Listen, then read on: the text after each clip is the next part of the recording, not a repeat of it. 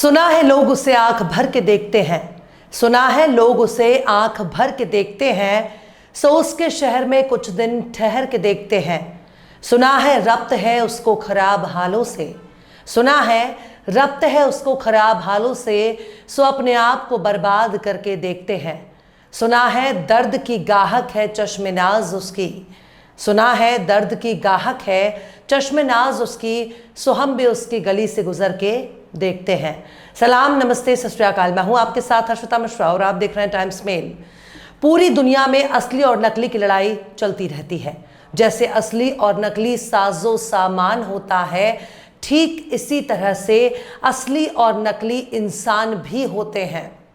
खासकर जब कोई शख्स किसी दूसरे शख्स की ज़बान को अपना लेता है, उसके लिबास को अख्तियार कर लेता है, उनके जैसा रहन सहन, खान पान, बोल चाल शुरू कर देता है, तब असली और नकली में फ़र्क कर पाना काफ़ी ज़्यादा मुश्किल हो जाता है। कुछ यही हाल पूरी दुनिया में यहूदियों का है। यहूदी अपने खास पहचान और रवायत के लिए पहचाने जाते हैं। ये बुत परस्ती नहीं करते, शिर्क से दूर रहते हैं, हलाल खाते हैं, 3 वक्त की इबादत करते हैं। माजी में इनके आबाओ अजदाद ने जो गलतियां की, उन गलतियों का अजाला उन्हीं की आने वाली नस्लें भुगत रही हैं। अपने नबियों के कत्ल और उनका इनकार करने की वजह से उन्हें सैकड़ों साल तक बदतरीन अजाब से गुजरना पड़ा, जिसके नतीजे में इनको दुनिया के अलग अलग हिस्सों में गुलामी की ज़िंदगी गुजारनी पड़ी। लेकिन इजराइल में बसने वाले ज़्यादातर यहूदी कन्वर्टेड यहूदी माने जाते हैं। खासकर गोरी चमड़ी वालों को नस्लन यहूदी नहीं माना जाता, जबकि यहूदियों में हसब नसब के मामले में बहुत सख्ती बढ़ती जाती है। यहाँ तक कि शादी ब्याह और रिश्तेदारी भी हसब नसब की बुनियाद पर तय होती है। लेकिन इजराइल में यहूदियों का एक ऐसा फिरका भी आबाद है जो अपने बुजुर्गों की तरह जिंदगी गुजारता है। वो बेन्यामिन नेतन्याहू को इज्जत नहीं देता, जो ज़ायोनी हुकूमत को आग दिखाते रहते हैं, जो तौरात की शरीयत के मुताबिक ज़िंदगी गुजारते हैं। और उनका एक ऐसा भी धड़ा मौजूद है जो फ़िलिस्तीन की हिमायत करता है, जो खुद को फ़िलिस्तीनी कहते हैं और इजराइल को एक फ़र्जी मुल्क करार देते हैं। इन यहूदियों को हरेदम यहूदी कहा जाता है।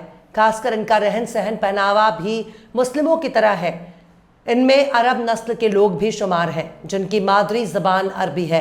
दरअसल आखिरी नबी की आमद से पहले बनी इजराइल के 3 कबीले बनु कैनुका, बनु नज़ीर और बनु कुरेजा अरब में जाकर आबाद हो गए। इनको उम्मीद थी कि आखिर नबी भी बनी इजराइल में आएंगे, लेकिन उनकी पैदाइश नहीं हुई, पर उन्हीं पैगंबर इब्राहिम के खानदान में हुई, जिस खानदान में बनी इजराइल भी शुमार है। लेकिन इजराइल का जिक्र करें तो इजराइल में यहूदियों का हरदम फ़िरका ज़्यादातर अपने रिवायतों की वजह से मुसलमानों की तरह नजर आते हैं। ये मुसलमानों की तरह बच्चों का खतना कराते हैं, बचपन से ही बच्चों को दीनी तालीम देते हैं, अपनी औरतों को पर्दे में रखते हैं। मुसलमानों की तरह ही ये भी अपनी औरतों को हिजाब, नकाब, बुर्का में रखते हैं।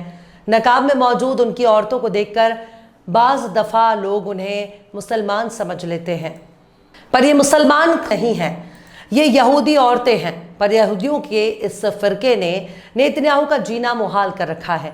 उन्होंने अपनी सियासी पार्टियां भी बना रखी हैं जो नेतन्याहू की हुकूमत को सहारा दे रही हैं, नेतन्याहू की कमज़ोर हुकूमत को कंधा देकर गिरने से बचा रही हैं। पर अब हालात बहुत ही हसास हो चुका है। नेतन्याहू से इनकी तकरार बढ़ती जा रही है, यहाँ तक कि यहूदियों के बाकी फ़िरके इनको देखना पसंद भी नहीं करते। लिहाजा आगे चलकर कुछ भी हो सकता है। आखिर कौन है इजराइल के हरेदम यहूदी, बताएंगे आपको और भी बहुत कुछ। लेकिन आप अगर हमारे चैनल पर नए हैं और पहली बार हमारी वीडियो को देख रहे हैं तो आप हमारे चैनल टाइम्स मेल को सब्सक्राइब कर लें, वीडियो को लाइक कर दें और बेल आइकन का नोटिफिकेशन बटन भी प्रेस कर दें, ताकि बिना देरी हमारी हर खबर आपको मिलती रहे। लौटते हैं आप खबर की तरफ। इजराइल में हरेदम या फिर हरेदी यहूदी उन लोगों को कहते हैं जो शरीयत पर चलने वाले माने जाते हैं। इनको रूढ़ीवादी यहूदी और अल्ट्रा ऑर्थोडॉक्स यहूदी कहा जाता है। हरेदी को यहूदियों का बहुत ही सख्त मजहबी शाख माना जाता है। ये इजराइल और दुनिया भर में वो यहूदी हैं जो यहूदी शरीयत के मुताबिक चलते हैं। यहूदियों में शरीयत को हलाखा कहा जाता है, जो रिवायतों को सख्ती से पाबंदी करते हैं। हरेदी तबका तौरात और तलमूद की तालीम को अपनी ज़िंदगी का फ़र्ज मानते हैं और जदीद दौर से दूरी बनाकर रखते हैं, यानी मॉडर्न तौर तरीके से खुद को दूर रखते हैं। इजराइल में उनकी आबादी तकरीबन 12 से 14% है। हरेदी यहूदी बाकी इजरायली अवाम से काफ़ी मुख्तलिफ है। हरेदी यहूदी शरीयत पर चलते हुए शब्बात यानी शनीचर के रोज आराम करते हैं।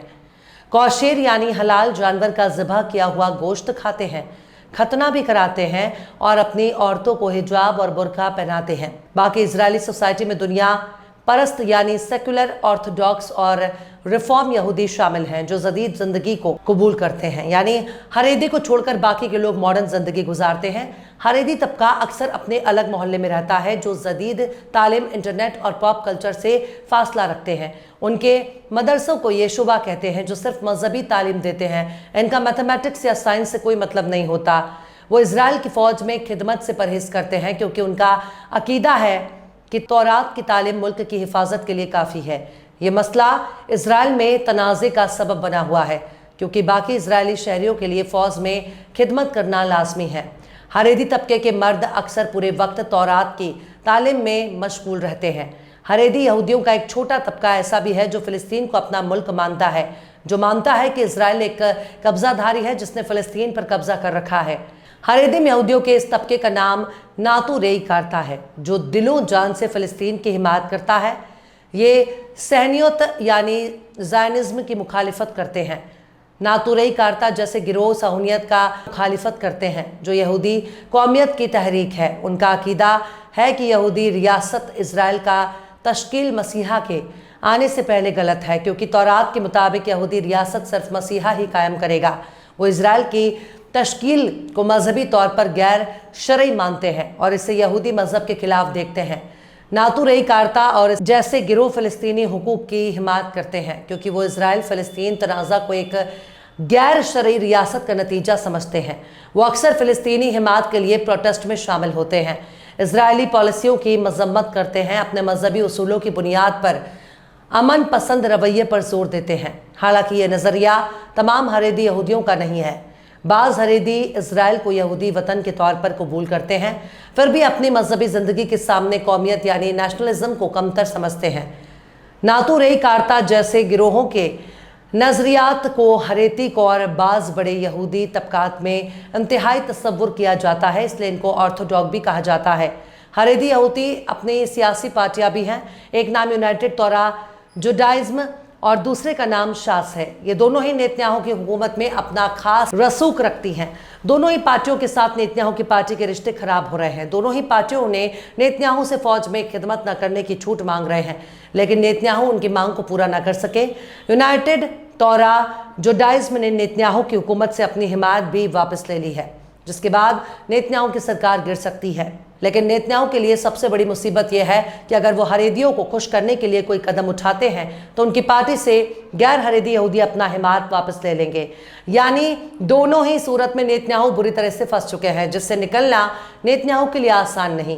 बहरहाल चलते चलते आखिर में फैज़ अहमद फैज़ ने भी क्या खूब फरमाया है, और भी दुख है ज़माने में मोहब्बत के सिवा, और भी दुख हैं ज़माने में मोहब्बत के सिवा, राहतें और भी हैं वस्ल की राहत के सिवा। फिलहाल इस खबर में बस इतना ही। इस पूरी खबर को शम्स तबरेज़ ने लिखा है, जिन्हें आप ट्विटर पर भी फॉलो कर सकते हैं। ट्विटर हैंडल है @शम्स तबरेज़ कासी। ये वीडियो आपको कैसा लगा कमेंट बॉक्स में ज़रूर से बताइएगा। वीडियो पसंद आए तो लाइक करें, शेयर करें और बेबाक निष्पक्ष स्वतंत्र पत्रकारिता को सपोर्ट करने के लिए आप हमारे चैनल टाइम्स मेल को ज़रूर से सब्सक्राइब करें और हाँ, बेल आइकन की घंटी वाली बटन भी आप ज़रूर से दबा दें ताकि आपको हमारे आने वाले नए वीडियो की नोटिफिकेशन फौरन ही मिल जाए। फिर मिलता है किसी और वीडियो में एक नई खबर के साथ। हर्षिता मिश्रा को दीजिए इजाज़त। जय हिंद।